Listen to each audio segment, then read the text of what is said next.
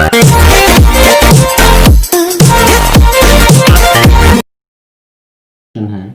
वैदिक आर्यों का प्रमुख भोजन था।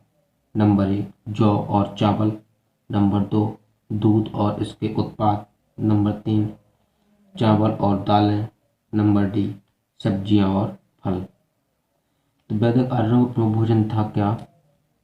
बी नंबर पे है दूध, और इससे जो प्रोडक्ट बनते थे पनीर वगैरह, खीर बनती थी जौ डाल के, खीर बनती थी दूध प्लस जौ के मिश्रण से, है ना।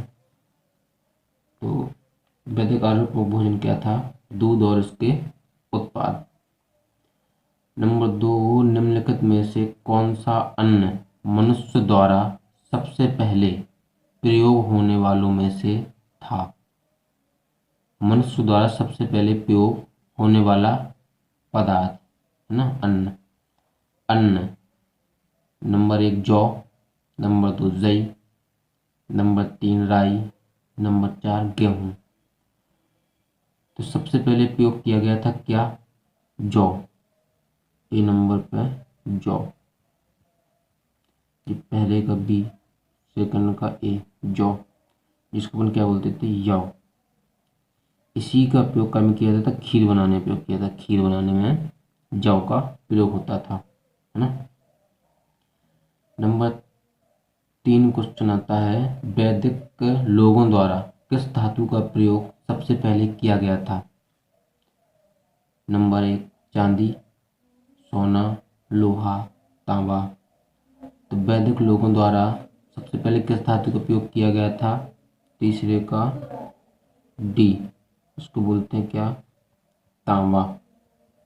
तांबा धातु को सबसे पहले प्रयोग किया गया था वैदिक में। इसको अपन क्या बोलते थे उस समय? वो क्या बोलते थे? आयस। क्या बोलते थे? आयस। क्या बोलते थे? आयस बोलते थे। ठीक है। 4 क्वेश्चन। वेद शब्द का अर्थ है ज्ञान, बुद्धिमत्ता, कुशलता, शक्ति। वेद का अर्थ क्या होता है? ज्ञान। क्या होता है? ज्ञान। नंबर 5 आर्य पूर्वों के साथ अपने संघर्ष में सफल रहे क्योंकि उन्होंने बड़े पैमानों पर हथियारों का प्रयोग किया। वे अधिक लंबे और अधिक बलवान थे।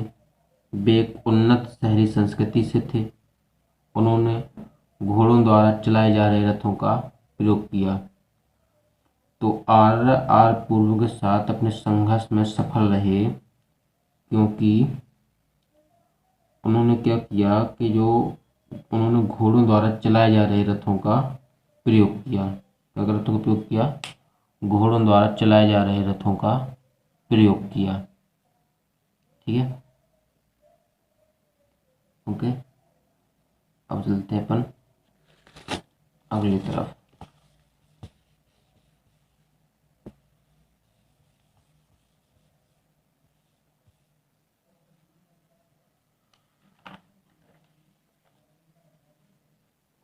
अगला क्वेश्चन आता है 6 है आर्य सभ्यता में मनुष्य के जीवन के आयु के आरोही क्रमानुसार निम्नलिखित चरणों में से कौन सा विकल्प सही है? मतलब आर्यों का जो जीवन है आयु के आरोही क्रम में लिखना है, कैसा था? तो ब्रह्मचर्य, गृहस्थ, वानप्रस्थ, संन्यास, या गृहस्थ, ब्रह्मचर्य, वानप्रस्थ, संन्यास, ब्रह्मचर्य, वानप्रस्थ, संन्यास, गृहस्थ, गृहस्थ, संन्यास, वानप्रस्थ, ब्रह्मचर्य। तो 6 का होगा ए। कौन सा? ए। सबसे पहले होते थे ब्रह्मचर्य। कौन? ब्रह्मचर्य, जिनकी आयु कितनी होती थी? 0 से 25 वर्ष। 0 से 25 वर्ष का व्यक्ति कहलाता था, वो आता था ब्रह्मचर्य में। इसके बाद 25 से लेके 50 वर्ष तक वो होता था गृहस्थ। 50 से लगभग 75 साल तक उसको कहते थे क्या? अपन वानप्रस्थ। क्या? वानप्रस्थ। 70 से 100 वर्ष की आयु तक ये होता था संन्यास या संन्यास। ठीक है, तो 6 का ए। अगला क्वेश्चन 7, आरंभिक वैदिक काल में वर्ण व्यवस्था आधारित थी शिक्षा पर, जन्म पर, व्यवसाय पर, प्रतिभा पर। तो आरंभ में वैदिक काल में वर्ण व्यवस्था थी वो व्यवसाय आधारित थी। 7 का सी। किस आधार पर? व्यवसाय, व्यवसाय पर आधारित थी। ठीक है, आरंभ में। इसके बाद वो जन्म पर बन गई थी, इसके बाद जन्म पर बनी, पहले व्यवसाय पे थी। ठीक है,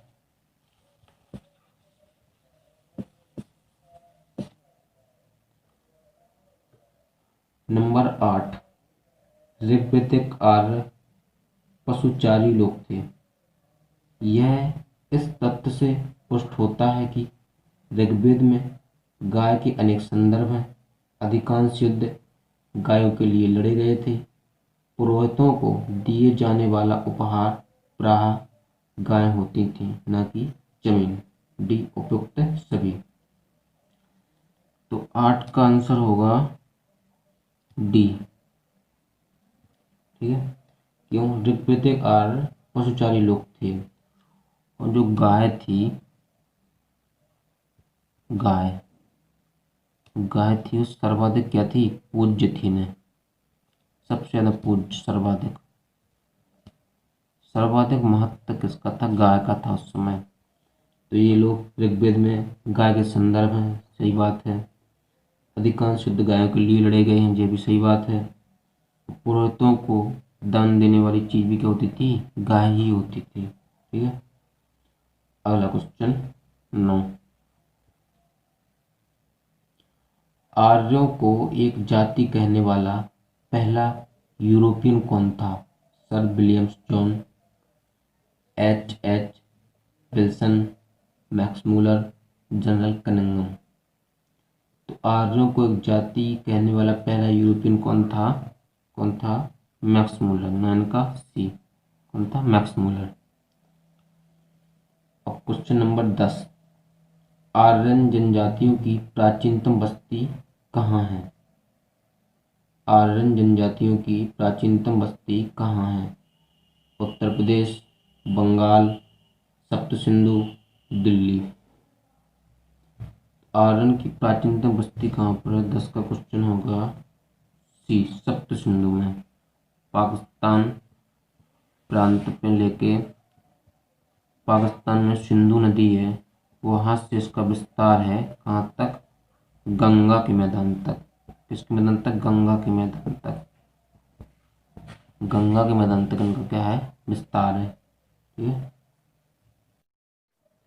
क्वेश्चन नंबर 11, निम्नलिखित में से कौन सी जनजातीय सभा सामान्य रूप से जनजातीय सरदार के चुनाव में शामिल होती थी? नंबर 1 समिति, नंबर 2 सभा, नंबर 3 गण, नंबर 4 विधाता। जनजातीय जो सरदार का जो मुखिया होता था उसका चुनाव होता था, तो उसमें कौन सा भाग लेता था? 11 का ए, समिति।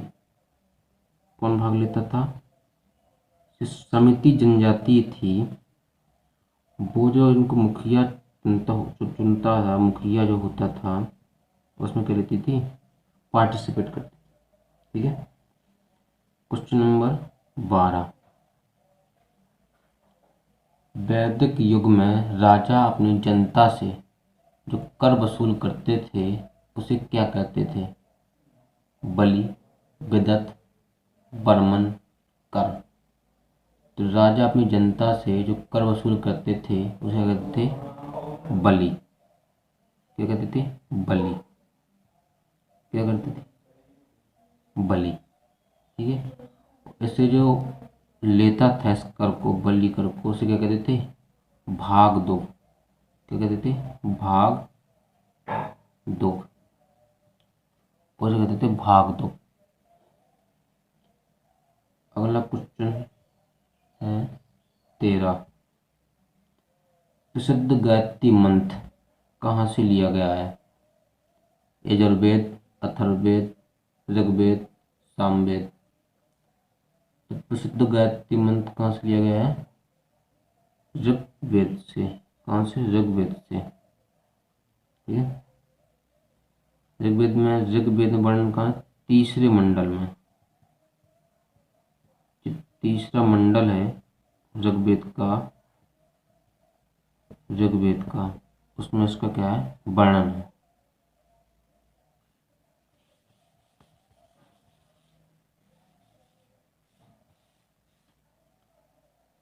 अगला क्वेश्चन है 14।